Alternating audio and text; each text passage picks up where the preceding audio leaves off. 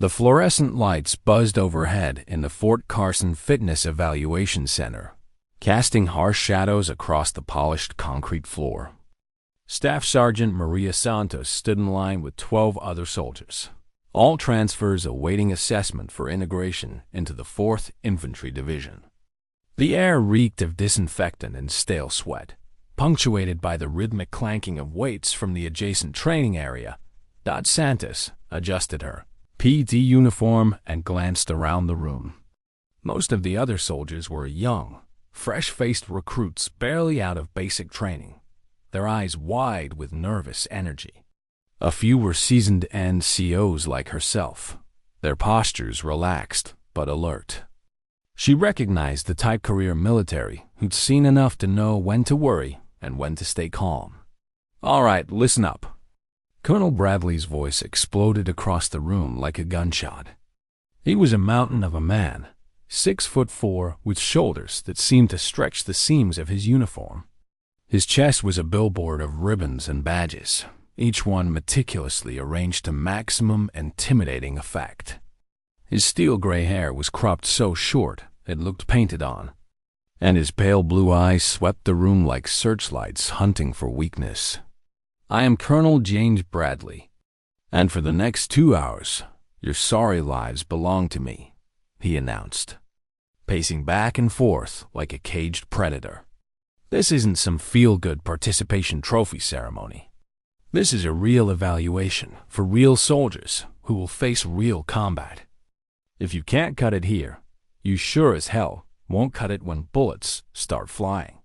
Santos had seen his type before officers who'd spent more time behind desks than in the field, compensating for their lack of recent combat experience with excessive aggression toward subordinates. She kept her expression neutral, but her jaw tightened almost imperceptibly. "We'll start with pull-ups," Bradley continued, gesturing toward a row of bars mounted at varying heights. "Minimum requirement is 8 for men, 3 for women. But in my unit, minimum means you're already failing. I expect excellence, not participation." The first soldier, a lanky private named Henderson, approached the bar. His form was textbook perfect as he cranked out 15 clean repetitions, his movements smooth and controlled. Bradley nodded approvingly. "That's what I'm talking about. Henderson, you might actually survive in my unit." One by one, the soldiers took their turns. Most exceeded the minimum requirements, earning grudging nods or backhanded compliments from Bradley. Sergeant Williams, a stocky veteran with arms like tree trunks, managed 22 pull-ups before dropping down to scattered applause from his fellow soldiers. "Outstanding," Bradley boomed, clapping Williams on the shoulder. "Now that's what a real soldier looks like." Santos watched the proceedings with growing unease. Her left arm had been aching all morning, a dull throb that intensified whenever she moved it in certain directions. The physical therapy had helped, but some movements still triggered sharp spikes of pain that took her breath away. She flexed her fingers experimentally, feeling the familiar tightness in the scar tissue that ran from her wrist to her shoulder. "Santos." Bradley's voice cracked like a whip. "You're up." Every head in the room turned toward her as she stepped forward. At 5'6" with a compact, athletic build, she looked small compared to some of the larger soldiers, but her movements carried the fluid confidence of someone comfortable with violence. Her dark hair was pulled back in a regulation bun, and her brown eyes held a steady, unflinching gaze that had stared down insurgents in Fallujah's deadliest neighborhoods. She approached the pull-up bar and tested her grip, feeling the familiar ache in her left arm intensify. The scar tissue was tight today, probably from the changing weather. She'd learned to read her body's signals over the years since her injury, but she'd also learned to push through the discomfort when duty demanded it. "Any day now." "Santos," Bradley called out impatiently. "We don't have all morning." Santos jumped up and grabbed the bar, her hands positioned slightly wider than shoulder width apart. She pulled herself up smoothly on the first repetition, her chin clearing the bar with room to spare. The second rep came easier, muscle memory taking over despite the growing protest from her left arm. On the third pull-up, disaster struck. The scar tissue in her shoulder seized up like a rusty hinge, sending a lightning bolt of agony down her entire left side. Her grip faltered, and she dropped to the ground with a soft thud, landing in a crouch to absorb the impact. The silence that followed was deafening. Then, like water through a cracked dam, the snickers began. First one soldier, then another, until a wave of barely suppressed laughter rippled through the assembled group. "What kind of joke is this?" Bradley's voice boomed across the gym, his face flushing red with what appeared to be genuine outrage. 3 pull-ups, 3? My 70-year-old grandmother could do more pull-ups than that. Santos straightened slowly, her left arm hanging slightly limp at her side. She kept her expression carefully neutral, but her dark eyes had taken on a dangerous glint that anyone who'd served with her in combat would have recognized as a warning sign. Bradley strutted over, his boots clicking against the concrete floor like gunshots. His massive frame loomed over her as he planted himself directly in front of her, close enough that she could smell his aftershave and see the small scar on his chin from what was probably a long-ago shaving accident. "Santos, right?" he said, his voice dripping with disdain. "Well, Santos, maybe you should try the Girl Scouts instead of my unit. I hear they have excellent cookie-selling programs that might be more suited to your capabilities." The laughter grew louder now. Emboldened by Bradley's obvious contempt, some of the younger soldiers were openly grinning, while the more experienced NCOs looked uncomfortable but remained silent. Santos recognized the dynamic. Nobody wanted to challenge a colonel, especially not for the sake of someone they barely knew. "Sir," Santos said quietly, her voice steady despite the rage building in her chest. "Perhaps you'd like to know how I injured my arm before making assumptions about my capabilities." Bradley waved her off dismissively, turning to address the crowd like a ringmaster at a circus. "Oh, let me guess, training accident. Fell off an obstacle course? Hurt yourself opening a particularly stubborn jar of pickles?" The laughter reached a crescendo, and Bradley basked in it like a performer feeding off applause. Santos felt something cold and hard settle in her stomach. She'd faced down insurgents armed with RPGs and AK-47s, had performed surgery under mortar fire, had carried wounded Marines through streets filled with snipers. But somehow, standing in this sterile gym surrounded by the laughter of her fellow soldiers, she felt more exposed and vulnerable than she had in any combat zone. Her left hand began to tremble, not from weakness or fear, but from the effort of keeping her rage in check. The scars hidden beneath her sleeve seemed to burn with phantom pain, each one a reminder of a sacrifice that this pompous desk jockey would never understand. Bradley was still playing to his audience, his voice growing more theatrical with each insult. "Look at those noodle arms. This is what happens when we lower our standards, people. This is what happens when we prioritize feelings over fighting capability." Santos closed her eyes for just a moment, centering herself the way her combat medic training had taught her. When she opened them again, her gaze was laser-focused on Bradley's face. The time for silence was over. The laughter in the room had taken on a life of its own, feeding off Colonel Bradley's theatrical performance like oxygen fueling a fire. Santos stood perfectly still in the center of it all, her breathing controlled and measured, but her hands had begun to shake with something far more dangerous than weakness. The tremor started in her fingertips and worked its way up her arms, not the tremor of fear, but the barely contained vibration of a person standing on the razor's edge of explosive violence. "Look at those noodle arms," Bradley announced, his voice carrying the practiced cadence of someone who clearly delivered this type of humiliation before. He gestured toward Santos like a carnival barker presenting a freak show attraction. "This is what happens when we lower our standards, people. This is what happens when we prioritize feelings over fighting capability. Private Henderson, the lanky soldier who performed so well on his own pull-ups, was practically doubled over with laughter.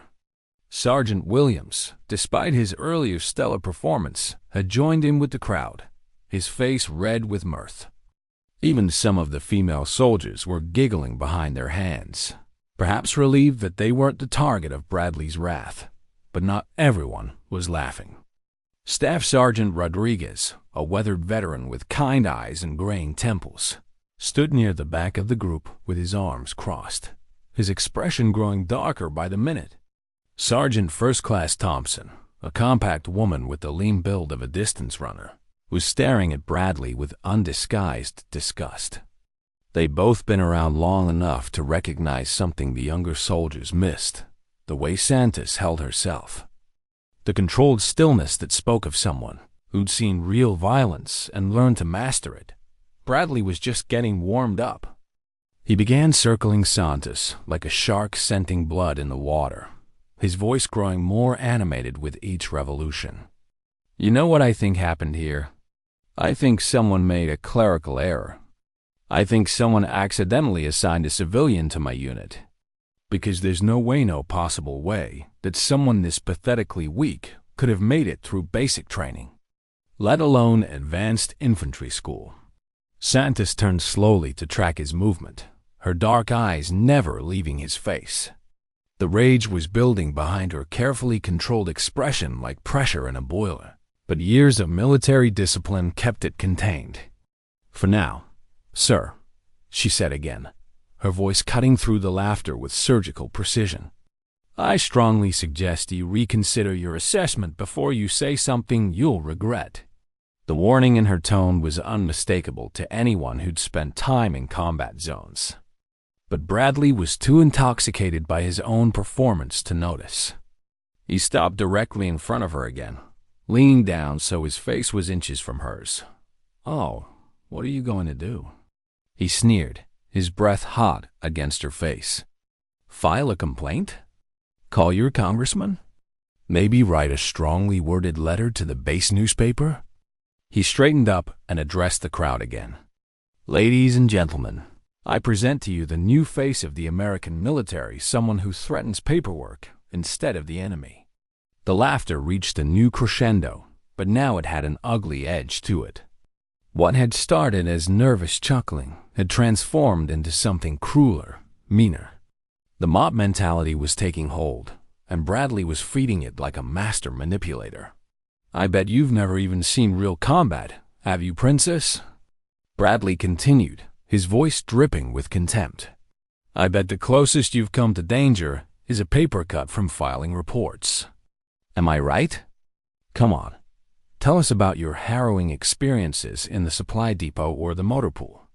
Santos felt something snap inside her chest, not break, but snap into place like a weapon being chambered. Her breathing remained steady, but her entire body had gone perfectly still in the way that predators do just before they strike. The tremor in her hands had stopped completely, replaced by an ominous calm that should have terrified anyone paying attention. "Sir," she said, her voice now barely above a whisper, but somehow carrying to every corner of the room, "you might want to reconsider that statement." But Bradley was too far gone, too drunk on the power of humiliating a subordinate in front of an audience. He threw his head back and laughed, a harsh, braying sound that echoed off the concrete walls. "Oh, what are you going to do? File a complaint? Cry to your mommy?" He turned to the assembled soldiers, his arms spread wide like a preacher addressing his congregation. "This is exactly what's wrong with today's military. We've gone soft. We're accepting people who belong in office jobs, not combat units."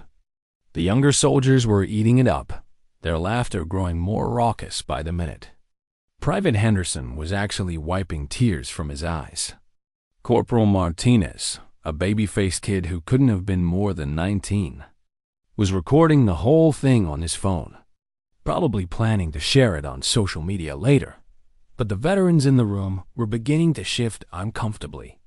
Staff Sergeant Rodriguez had uncrossed his arms and was standing straighter, his hand unconsciously moving toward his hip where his sidearm would normally rest. Sergeant First Class Thompson had taken a step forward, her jaw clenched tight enough to crack teeth. They could see what Bradley couldn't or wouldn't. They could see the way Santos's left hand had moved almost imperceptibly toward her sleeve, the way her weight had shifted onto the balls of her feet, the way her eyes had gone completely flat and emotionless. They recognized the signs because they'd seen them before, in places where recognizing them meant the difference between life and death. You know what I think? Bradley continued, completely oblivious to the change in atmosphere. I think you're one of those people who join the military for the college benefits. Never intended to actually serve, just wanted to milk the system for everything you could get. Am I close? Santos didn't respond. She was staring at him with the kind of focused intensity that snipers used when acquiring targets, her dark eyes tracking every movement of his face, like she was memorizing it for future reference. Bradley interpreted her silence as submission and pressed his advantage. That's it, isn't it? You're just another welfare case in uniform. Well, let me tell you something. Princess, in my unit, we don't carry dead weight. We don't coddle people who can't pull their own weight. And we sure as hell don't make excuses for weakness. He reached out suddenly and grabbed Santos's left wrist, lifting her arm up like a trophy for the crowd to see. Look at this. Look at these pathetic noodle arms. This is what happens when we lower our standards. The moment his fingers closed around her wrist, Santos went completely rigid. Not with fear or embarrassment, but with the kind of controlled fury that could level buildings. Her free hand clenched into a fist so tight that her knuckles went white. And for just a moment, just a split second, every veteran in the room thought she was going to end Colonel Bradley's career with extreme prejudice. Instead, she yanked her arm free with a sharp, violent motion that sent Bradley stumbling backward. The sudden movement caused her sleeve to ride up slightly, revealing just a hint of scarred tissue, before she quickly pulled it back down. But Bradley was too intoxicated by his own performance to notice. He regained his balance and grinned at the crowd like he'd just scored a touchdown. Did you see that? Did you see how she flinched? That's not the reaction of a soldier, people. That's the reaction of someone who's never faced real adversity. The gym had fallen deadly silent now, the laughter dying away as even the youngest soldiers began to sense that something had fundamentally changed. The air itself seemed to vibrate with tension, like the moment before lightning strikes. Santos looked down at her sleeve, then back up at Bradley's smirking face. When she spoke, her voice was so quiet that everyone had to strain to hear it. "Colonel," she said, her words carrying the weight of absolute certainty, "you have no idea what you're talking about." And then, with deliberate, methodical precision, she began to roll up her left sleeve. The first scar appeared like a ghost materializing from the shadows. A thin, jagged white line emerged from beneath Santos's sleeve as she rolled the fabric up her forearm. The tissue puckered and twisted in a way that spoke of violence and trauma. The laughter in the room died instantly, as if someone had flipped a switch, replaced by a silence so complete that the buzzing of the fluorescent lights overhead sounded like thunder. But Santos didn't stop there.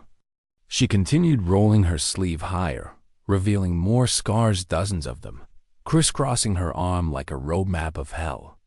Some were thin and precise, surgical scars from multiple operations. Others were jagged and brutal, the kind of wounds that came from shrapnel and twisted metal. One particularly nasty scar ran from her wrist almost to her elbow, a thick, ropey line of tissue that looked like it had been carved by a dull knife. Colonel Bradley's smirk faltered, then disappeared entirely as the true extent of Santos's injuries became visible. His face went from flushed red to pale white in the span of seconds. and he took an unconscious step backward, as if the scars themselves were somehow threatening. November 9th, 2004, Santos said, her voice cutting through the silence like a blade. She spoke quietly, almost conversationally, but every word carried the weight of absolute truth. Second Battle of Fallujah. Operation Phantom Fury. Maybe you've heard of it, Colonel. The younger soldiers in the room shifted uncomfortably, some of them recognizing the name from history books or documentaries. But the veterans Rodriguez, Thompson, and a few others went rigid with recognition. Fallujah wasn't just a battle to them. It was a legend, a nightmare, a crucible that had forged some of the toughest warriors the military had ever produced. Santos continued rolling her sleeve higher, revealing even more damage. Her entire forearm looked like it had been put through a meat grinder and then carefully reconstructed by skilled surgeons. The skin was a patchwork of scars, grafts, and discolored tissue that told a story of unimaginable trauma and painstaking recovery. I was a combat medic with the 1st Infantry Division, she continued, her voice never wavering. Attached to a Marine unit pushing through the industrial district. We were 3 days into the heaviest urban fighting since Vietnam, and the insurgents had turned every building into a fortress. Bradley opened his mouth as if to speak, but no words came out. He looked like a man who just realized he was standing on the edge of a cliff in the dark. Our convoy was moving through a narrow street when the eye went off, Santos said, pointing to a particularly brutal scar near her elbow. Buried under a pile of rubble, probably 50 pounds of explosives packed with ball bearings and scrap metal. The blast flipped our Humvee and turned the vehicle in front of us into confetti. She paused, her eyes distant as she relived the memory. The room was so quiet that several soldiers were holding their breath, afraid that even the sound of breathing might break the spell of her narrative. "The shrapnel hit me here," she said, tracing the largest scar with her finger. "Tore through my arm like it was made of paper. Severed the radial artery, fractured the ulna in 3 places, and turned most of the muscle tissue into hamburger meat. I should have bled out in the first 5 minutes."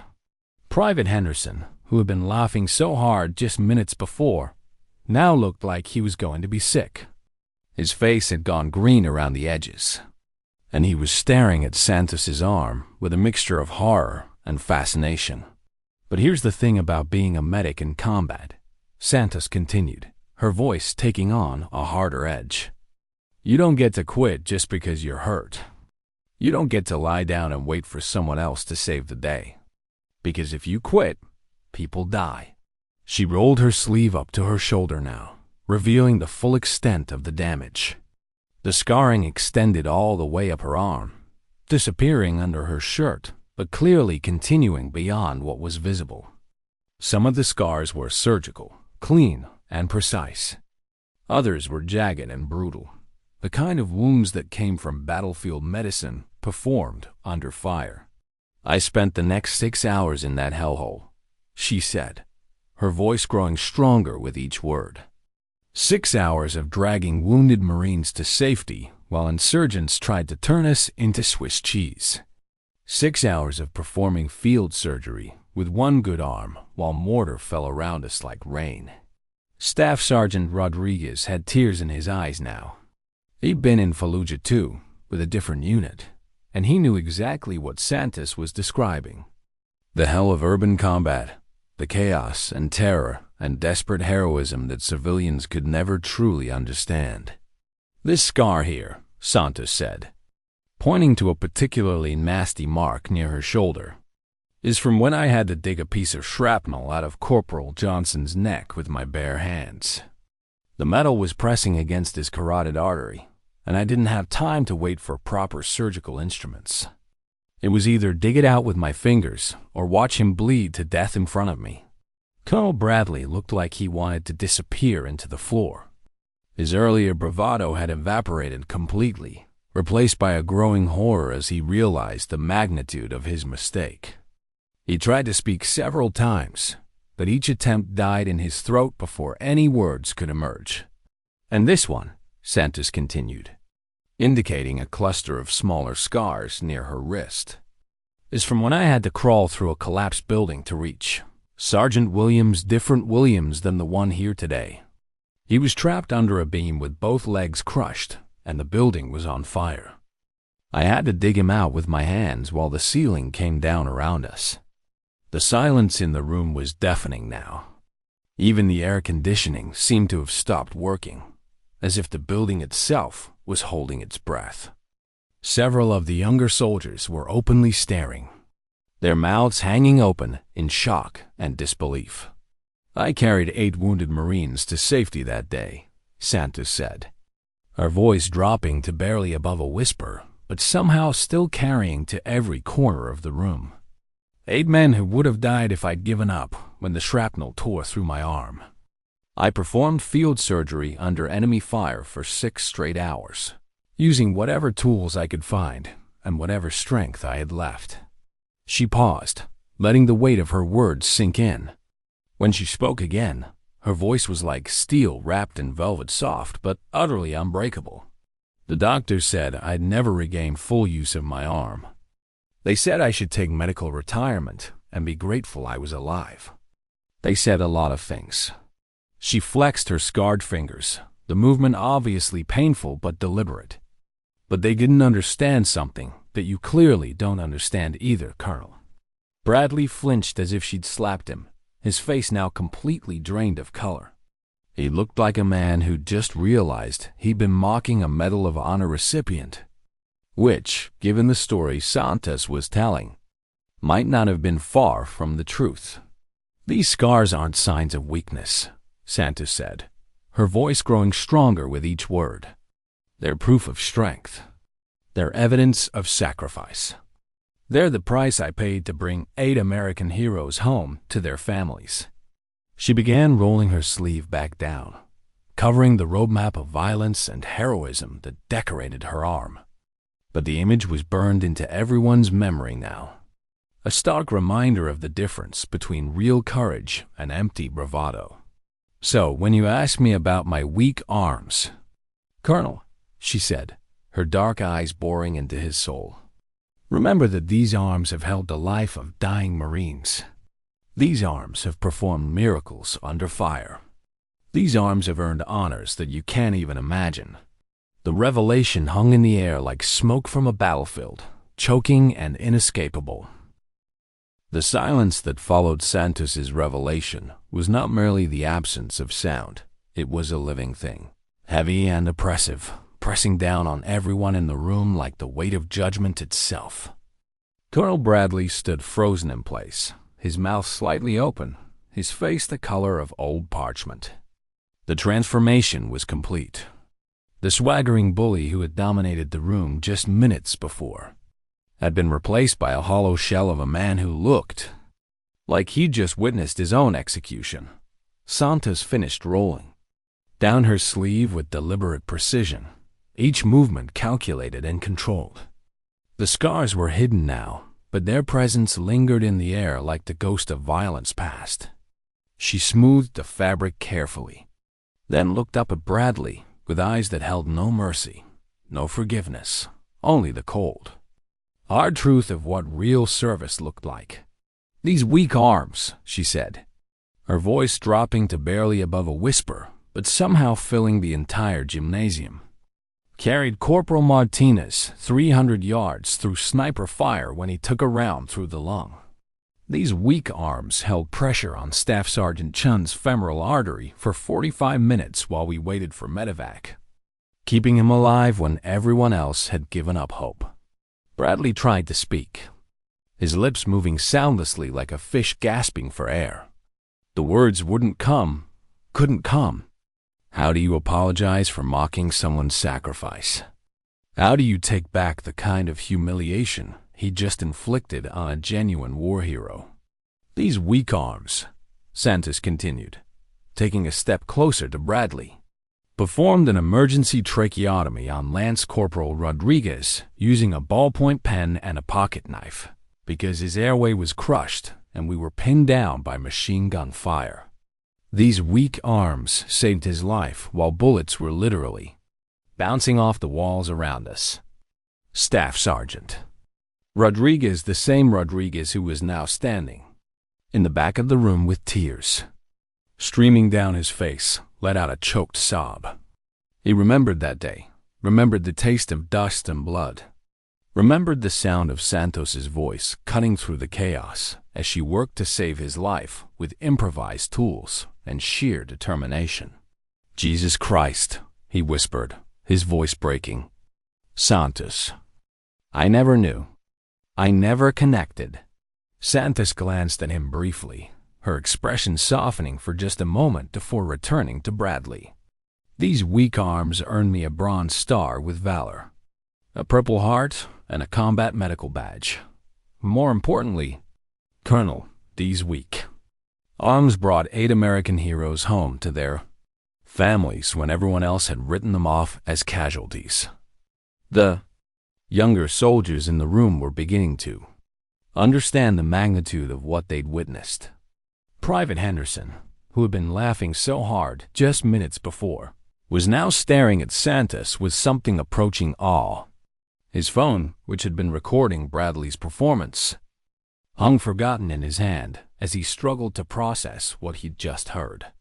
Sergeant First Class Thompson stepped forward from the back of the room, her face flushed with anger, not at Santos, but at the situation, at the injustice of what had just transpired.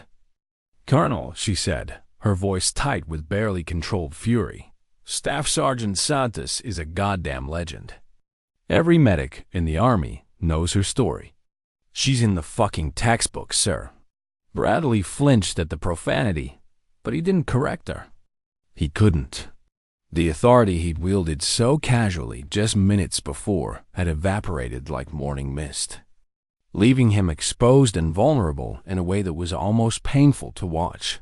Santos took another step closer, close enough that Bradley could see the flecks of gold in her dark eyes, close enough that he could sense the controlled violence that radiated from her like heat from a forge. When she spoke, her voice was so quiet that everyone in the room had to strain to hear it, but every word hit like a physical blow. "I could have taken medical retirement," she said, her words measured and precise. "The doctors recommended it. My family begged me to take it. I had every reason to walk away from the military and never look back. But I chose to stay, Colonel. I chose to continue serving alongside heroes, to continue putting my life on the line for people who would never know my name or understand my sacrifice." She paused, letting the weight of her words settle over the room like a shroud. When she continued, her voice carried the authority of someone who had earned the right to speak truth to power through blood and sacrifice. "I stayed because I believe in something bigger than myself. I stayed because I know what real service looks like, what real sacrifice means. I stayed because I've seen what happens when good people stand up and fight for what's right, even when it costs them everything." Bradley's legs seemed to give out beneath him. He stumbled backward until he hit the wall, his back pressed against the concrete as if he was trying to disappear into it. His face was a mask of shame and horror as the full weight of his actions crashed down on him like an avalanche. "The question is, Colonel," Santos said, her voice now carrying the quiet authority of someone who had commanded respect in the most dangerous places on earth, "what have your strong arms done lately? What sacrifices have you made? What heroes have you saved? What battles have you fought that didn't involve humiliating subordinates in front of an audience?" The silence stretched on for what felt like an eternity. Bradley opened his mouth several times, but no words came out. What could he say? What possible response could justify what he'd done? He was a career officer who had spent more time behind a desk than in the field. A man who had confused rank with respect and authority with honor. Finally, after what felt like hours, but was probably only seconds, Bradley found his voice. It came out as barely a whisper, cracked and broken like a man confessing his sins on his deathbed. I apologize, Staff Sergeant, he said, his voice so quiet that several soldiers leaned forward to hear him. I was completely out of line. I had no right. I didn't know. No, Santos said, cutting him off with surgical precision. You didn't know. But that's not an excuse, Colonel. That's the problem. You made assumptions about my capabilities based on a physical limitation without bothering to learn the story behind it. You humiliated a subordinate in front of her peers without knowing the first thing about her service record or her sacrifices. She took one final step closer, close enough that Bradley could see the steel in her eyes, the unbreakable core of someone who had been tested in the crucible of combat and emerged stronger than before. A real leader, she said, her voice carrying the weight of absolute moral authority, would have asked questions before making judgments. A real leader would have shown respect for a subordinate's service record before mocking their limitations. A real leader would have understood that sometimes the strongest people are the ones who keep fighting despite their wounds, not the ones who've never been tested at all. Bradley slumped against the wall, his earlier arrogance completely deflated. He looked like a man who had just realized that everything he thought he knew about leadership, about strength, about service, had been wrong. Staff Sergeant Santos, he said, his voice barely audible. I don't know how to make this right. Santos studied his face for a long moment, seeing not the bully who had humiliated her, but a broken man who had just learned a lesson that would haunt him for the rest of his career. When she spoke, her voice was still hard, but there was something else there, not forgiveness, exactly, but perhaps the possibility of redemption. You can start, she said, by remembering that every soldier under your command has a story. Every person in uniform has made sacrifices you might never understand. And the next time you're tempted to judge someone's strength by their limitations, remember this moment and choose differently. She stepped back and straightened her uniform, every movement precise and military.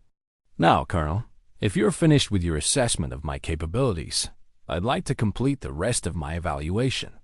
I have a job to do.